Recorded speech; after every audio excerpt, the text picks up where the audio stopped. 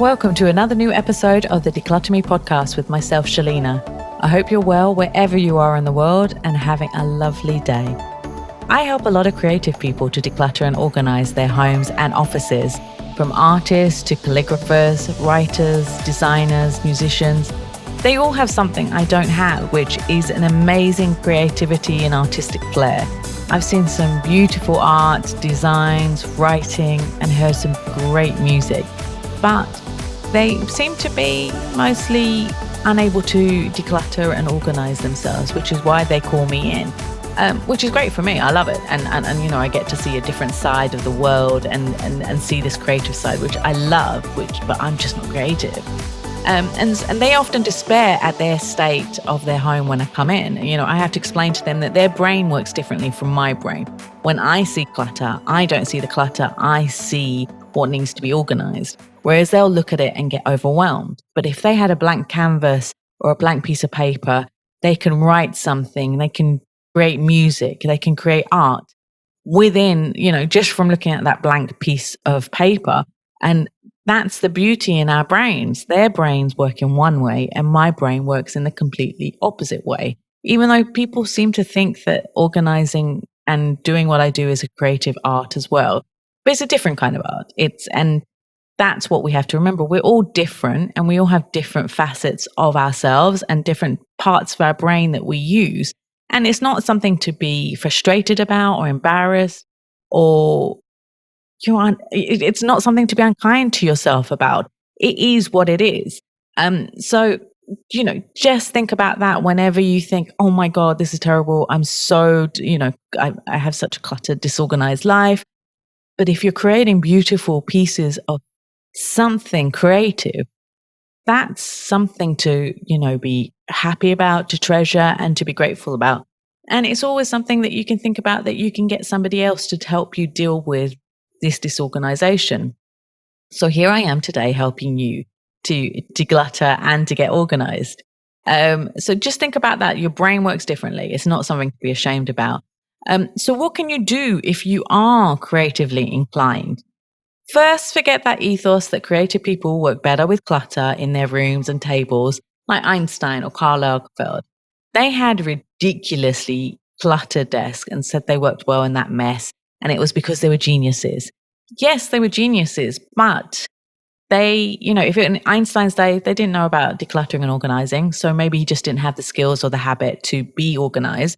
And Lagerfeld, he had people to help him, but he just wouldn't let anybody file anything. I'm sure now they're filing all his millions of designs at Chanel, but, it is what it is. And some people are like that. And so some people may be geniuses and always going to be cluttered. But for most people, the clutter can become a creative block and it can become overwhelming to deal with it and result in you just not being productive. And how can you write or draw or even put your laptop on your desk if it's covered with things and stuff?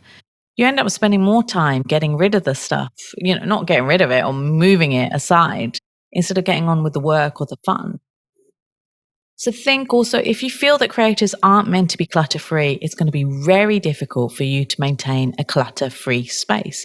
You'll find resistance in becoming whatever clutter-free you would like to become. And that's all in your brain. So once again, you have to change the way of your brain. So if you do get over that hurdle of resistance, figure out what area is causing you the most pain and declutter that area first, such as your closet or your desk. Don't take everything out of your cupboard, closet, table, etc. Otherwise, you'll get overwhelmed. And the key is to make this less overwhelming to deal with. Decluttering areas such as your desks so that it's tidy does not mean empty. So always remember that. I want you to have your creative nuances and flairs in your area, So have your knickknacks, have your pot holder, have your tray on your desk, have colorful hangers and your beautiful clothes in your wardrobe. But just reduce how much stuff you have on your desk or how much you have in your closet. Especially stuff you don't use at all or stuff you don't use regularly. That's the key to this. I want you to reduce what you have and use the things that you love and want to use and see all the time. Don't have all this stuff that you don't need because it's just pointless.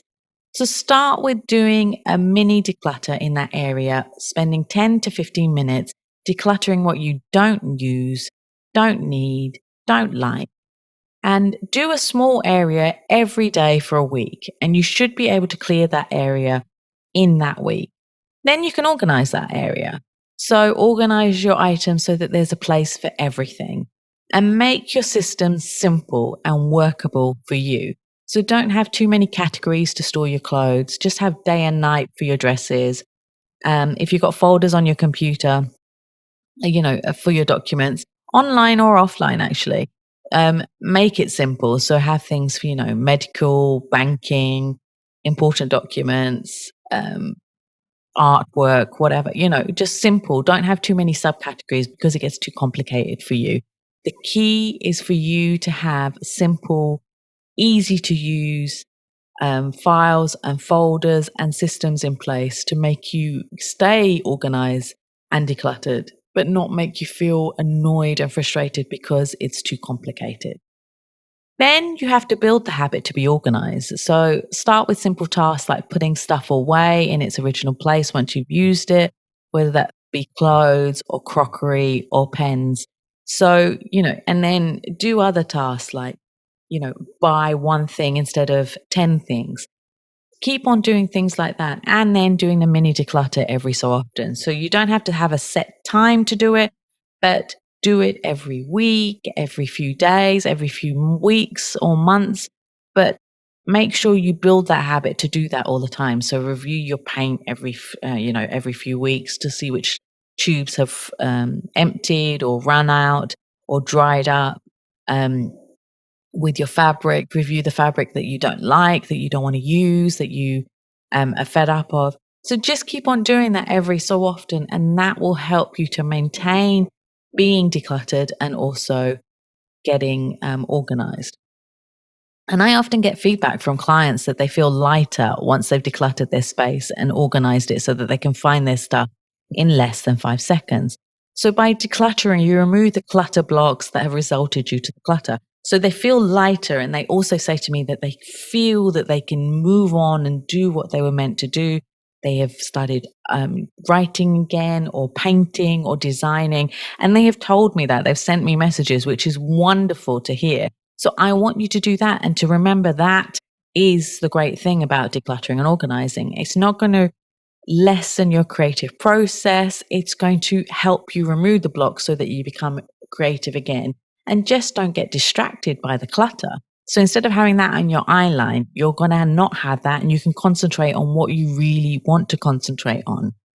And of course, if you feel like you can't declutter and organize by yourself, hire a professional organizer like Declutter Me. Professional organizers know how to deal with this. And a lot of us have the same kind of brains and know how to deal with creative people. So find an organizer near you, or you can contact me. I do virtual sessions now. I also do physical sessions in the GCC region. So if you need help at any time, get in touch on the contact form at www.decluttrme.com, and you can also contact me on social media and follow me there at decluttrme. Thank you for listening as always. I hope you found it useful, especially if you're creatively inclined. If you are creative, send me a DM telling me all about, or leave a comment as well to tell me what you're into, if you're an artist, a musician, or whatever you are. And tell me if this podcast episode has helped you to remove the creative blocks in your life. Because I love to hear from you guys and to know what's going on and that this is helping you. So if it is, let me know. Thank you for listening as always, and tune in next week for the next episode. Take care. Bye.